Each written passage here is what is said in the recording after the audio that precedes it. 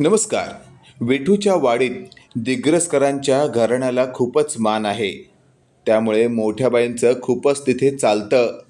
आणि आता मोठ्या बाई स्वतःच्या मुलाला अधोक्षजला कीर्तनाला उभं करणार आहेत.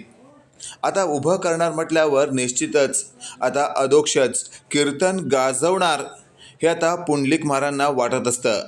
पुंडलिक महाराज स्वतःशी बोलत असतात.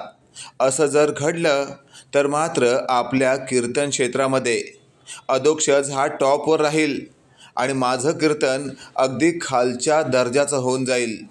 अधोक्षजसाठी भक्त मंडळी अशी कटीकटीने जमा होतील, मात्र माझ्याकडे कोणी फिरकोनी पाळणार नाही. तर असं होऊ नये त्यासाठी मला अक्षरशः कोणतीही गोष्ट गाठावी लागली तरी मी गाठणार. या अधोक्षजला मी कीर्तन करू देणारच नाही, असं आता पुंडलिक महाराजांनी स्वतः ठरवलेलं असतं. अशातच आपण पाहतोय आता तो दिवस जवळ आलेला असतो ज्या दिवशी अधोक्षज महाराज हा चक्क कीर्तन करणार असतो. आणि त्यासाठी आता पुंडलिक महाराज त्याच्या विरोधात उभं राहून त्याला आता कीर्तन करता येऊ नये त्यासाठी लोकांमध्ये जणू एक प्रकारे आता स्वतःच्या पद्धतीने हेच करत असतात. पण शेवटी आता कितीही कालं गेलं तर या अधोक्षज हा कीर्तनाला उभाच राहतोय आणि तो कोणाचंच ऐकत नाही आहे. हे जेव्हा कळलं त्यावर पुंडलिक महाराजांनी आपल्या 2 साथीदारांना सांगितलेलं असतं, काही करा, हा अधोक्षज मात्र कीर्तनाला उभा नाही राहायला पाहिजे. त्यावर मात्र त्या आता 2 व्यक्तींना कळून चुकलेलं असतं की पुंडलिक महाराज नेमकं काय सांगत आहेत आणि आपल्याला त्यांचा आदेश हा पाळावाच लागणार आहे. त्यामुळे थेट आता त्या 2 व्यक्तींनी पुंडलिक महाराजांना म्हटलेलं असतं, महाराज काळजी करू नका, तुम्ही अगदी तुमच्या मनासारखं होईल. आणि अशातच आता अधोक्षज रस्त्यावरून जात असताना थेट त्याच्या बाईकसमोर आता 2 व्यक्ती आलेले असतात. अचानकपणे आलेल्या तो 2 व्यक्ती पाहून अधोक्षज बोलत असतो, काय काय हवंय का तुम्हाला? त्यावर आता ते 2 व्यक्ती म्हणत असतात, हो हवंय. त्यावर अधोक्षज म्हणत असतो, काय काय हवंय तुम्हाला? त्यावर 2 व्यक्ती म्हणत असतात, तुझा जीव. हे वाक्य ऐकल्यावर अधोक्षज म्हणत असतो, काय बेडबीड लागलंय का? कुठे काय बोलायचं कसं बोलायचं कळत नाही का? मला ओळखलं नाही का तुम्ही? मी अधोक्षज आहे, अधोक्षज. मोठ्या बाईंचा मुलगा आहे मी, विठूच्या वाडीतील. हे वाक्य ऐकल्यावर आता ती 2 व्यक्ती म्हणत असतात, अरे तू कोणी असेल, आम्हाला त्याच्याशी घेणं देणं नाही आहे. आम्हाला जे काम दिलं आहे ना आम्ही फक्त तेवढंच पार पाडणार. हे वाक्य ऐकल्यावर अधोक्षज म्हणत असतो, अच्छा आत्ता आलं माझ्या लक्षात, म्हणजे तुम्ही हे कोणाच्या तरी सांगण्यावरून करताय तर. त्यावर मात्र आता त्यातला एक व्यक्ती म्हणत असतो, हो रे बाबा हो, कसं आहे ना, तुला टपकावलं ना की आम्हाला पैसे मिळतील, आमचं काम एवढंच. त्यानंतर आम्हाला परत कोणतरी काम देणार, आम्ही त्याला टपकावणार, मग ते आम्हाला पैसे देणार, असंच आमचं रोजीरोटी चालू असते रे. त्यावर अधोक्षज म्हणत असतो, अशा जगण्याला काय अर्थ आहे की एकाला द्यायचा त्रास आणि त्याच्या त्रासातून मिळणाऱ्या उत्पन्नावर जगायचं. त्यावर मात्र आता थेट ते 2 व्यक्ती म्हणत असतात, जास्त ज्ञान पाजवू नको तू एक काम कर, आमच्याबरोबर चल, नाही तर इथल्या इथं तुला खपवतो. अशातच आता थेट अधोक्षज म्हणत असतो, मी काय घाबरणारा नाही आहे, काय करायचं ते करा. आणि अशातच आता त्या 2 व्यक्तींनी अधोक्षजवर हल्ला केलेला असतो, अधोक्षजला रक्तबंबाळ केलेलं असतं. आणि लगेचच आता तिथे माणसांचा घोळका येत आहे हे पाहून मात्र ते 2 व्यक्ती तिथून पळून गेलेले असतात. अधोक्षजला लगेचच आता जवळच्या एका हॉस्पिटलमध्ये ॲडमिट करण्यात आलेलं असतं आणि तिथे आता गोपाळ अधोक्षजची काळजी घेत असतो. आता ही बातमी इंदूपर्यंत पोहोचल्यावर इंदू लगेचच हॉस्पिटलला पोहोचते. इंदूला जेव्हा कळतं की हे सगळं त्या नालायक पुंडलिक महाराजने घडून आणलं आहे, त्यावर मात्र इंदू मनाशी बोलते, याला तर आता त्याची योग्य जागा दाखवून दिलीच पाहिजे. याने कसा काय माझ्या अधोक्षजावर हल्ला केला?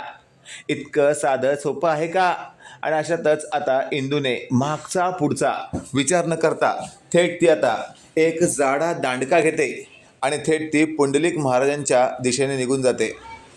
सगळे विचार करत असतात, इंदू आता नेमकं काय करणार? आणि मग इंदूने अचानकपणे जाऊन पुंडलिक महाराजांच्या समोर उभं राहत त्यांना स्पष्टपणे विचारलेलं असतं, काय पुंडलिक महाराज स्वतःला म्हणवता, मग स्वतःच्या हातून स्वतःच्या तोंडातून असले कसले वाक्यविचार काढता तुम्ही की एखाद्याला मारा म्हणून?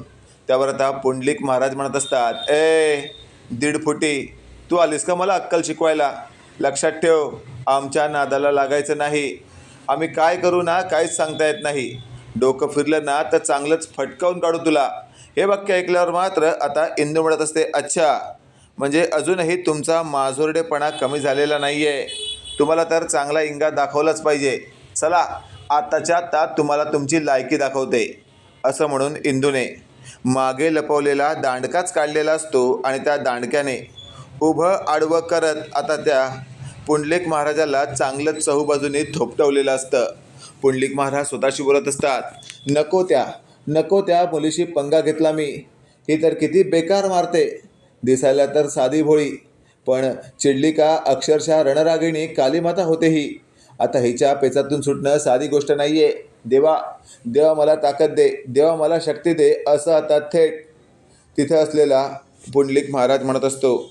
आणि अशातच आपण पाहतोय आता मोठ्या बाईंना जेव्हा कळतं की या नालायक पुंडलिक महाराजांनी आपल्या मुलावर हल्ला केला आहे, मोठ्या वेळा लगेचच आता पुंडलिक महाराज इथं पोहोचलेले असतात. त्याने आता इंदूच्या हातातील दांडका घेत तोच दांडका आता या पुंडलिक महाराजांच्या डोक्यात घालत असं म्हटलेलं असतं, मरतुकड्या आता तुझं काही खरं नाही, माझ्या मुलावर हल्ला घडून आणतोस काय. आणि अशातच आपण पाहतोय आता पुंडलिक महाराजांची अवस्था अत्यंत वाईट आधीच इंदूने करून ठेवलेली असते. पण चिडलेल्या इंदूने आता पूर्णपणे मारायचा प्लॅन या पुंडलिक महाराजला केलेला असतो. पण शेवटी तिथे जमलेल्या काही लोकांनी आता इंदूला थांबवलेलं असतं आणि असं म्हटलेलं असतं, या अधोक्षज महाराजांनी केलेल्या हल्ल्याविरोधात आपण पुंडलिक महाराजांना पोलिसात देऊया. आता पोलिसच याचं काय ते करतील. हे वाक्य ऐकल्यावर आता थेट पुंडलिक महाराज म्हणत असतात, अरे असं काही करू नका. हा झालेला तुमचा गैरसमज आहे, मी काहीच केलेलं नाही आहे. हवं असेल तर तुम्ही उद्या स्पष्ट येऊन समोर बोला. त्यावर मात्र आता थेट स्पष्ट येऊन समोर कसं बोलायचं असा विचार मात्र आता थेट ह्या गाडीपैकी एक करत असते. इकडे आपण पाहतोय आता ठरल्याप्रमाणे अधोक्षजला हॉस्पिटलमधून डिस्चार्ज देण्यात आलेला असतो. गोपाळ म्हणत असतो, अधोक्षज हल्ला झाला आहे तुझ्यावर, ट्रीटमेंटही झाली आहे, योग्य वेळेत झाली. याचा अर्थ हा नाही की उद्यापासूनच तू कामाला लागशील. तुला काही दिवस आता थेट बेड रेस्ट घ्यावी लागणार आहे. हे वाक्य ऐकल्यावर आता अधोक्षज म्हणत असतो, दादा अरे आठवडाभर राहणं साधी गोष्ट नाही आहे रे, मला तर जमतच नाही. त्यावर मात्र आता थेट पहिल्यासारखं सगळं होण्यासाठी शेवटी इंदूने अधोक्षजला असं म्हटलेलं असतं, काळजी करू नकोस तू, मी तर त्या पुंडलिक महाराजाला चांगलंच चोपलं आहे, त्याला त्याची लायकी दाखवून दिली आहे. त्यामुळे तू प्रत्येक वेळी कलर करताना फक्त एकच गोष्ट लक्षात ठेव, अधोक्षज महाराज की जय.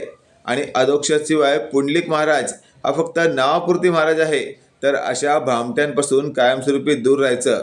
त्यावर मात्र आता पुंडलिक महाराज म्हणत असतात, बस कर रे बाबा, आता मी मार खाल्लाय, पण निदान याच्या पुढे मला मारण्याचा प्लॅन बनवू नको.